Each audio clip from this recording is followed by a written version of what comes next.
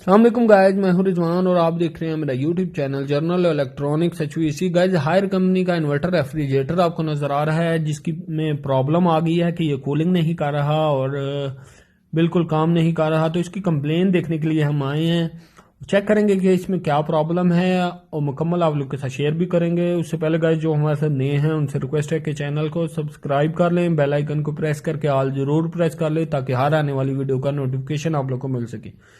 तो guys higher का inverter refrigerator है, तो इसको जब हमने चेक करना स्टार्ट किया तो हमें स्टार्टिंग में ही यहाँ पे ना इसकी किट जो है वो ख़राब नज़र आ गई। मैं किट भी आप लोग को दिखा देता हूँ। ये इसकी पैनल किट है, पैनल किट सही है, बस ये कंप्रेसर इन्वर्टर किट है जो कि कंप्रेसर के साथ लगी हुई होती है। तो फिजिकली हम इसे चेक कर रहे थे, कोई मीटर वगैरह नहीं लगाया था। पहले सबसे फिजिकली ही चेक करना होता है कि कुछ चीज़ बर्न वगैरह तो नहीं हुई। तो ये किट हमें बर्न हुई नज़र आ गई। ये आप देख सकते हैं, यहाँ से ये किट जो है ना वो जल चुकी है। तो ये इसमें इन्वर्टर कंप्रेसर लगा हुआ है, ये आप देख सकते हैं R600A, इसमें गैस चार्ज है और इन्वर्टर कंप्रेसर है।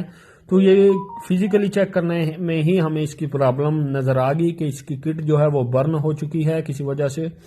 तो इसकी प्रॉब्लम जो है वो ये किट ही है जिसकी वजह से कंप्रेसर स्टार्ट नहीं हो रहा था। ये हमारे पास एक नई किट है, ये आप देख सकते हैं, बिल्कुल ब्रांड न्यू किट हम साथ लेके आते हैं क्योंकि कंप्लेन जो है वो काफ़ी डिस्टेंस पे होती हैं, काफ़ी दूर होती हैं, तो बार बार आना जाना ज़रा डिफ़िकल्ट होता है। तो इसलिए हम ये किट जो है एक साथ लेके आए थे।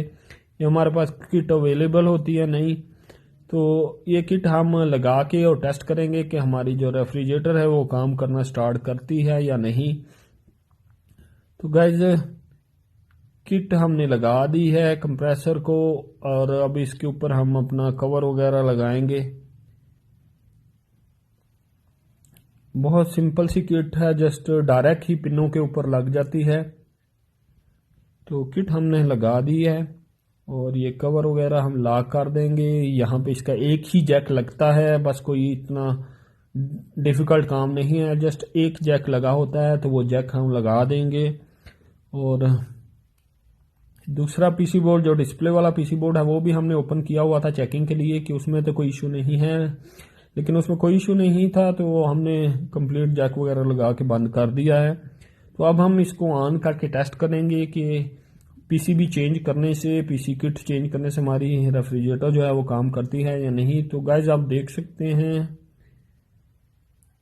लाइट में ऑफ कर लेता हूँ, हमारा रेफ्रिजरेटर जो है वो ऑन हो चुका है। ऑन तो पहले ही हो रहा था लेकिन ये जो है ये कूलिंग कंप्रेसर नहीं स्टार्ट हो रहा था। तो कंप्रेसर स्टार्ट ना होने की वजह यही थी कि इसकी जो इन्वर्टर पीसीबी है वो ख़राब हो चुका था। तो अब हमारा कंप्रेसर स्टार्ट हो चुका है और कंप्लेन जो है वो सॉल्व हो चुकी है।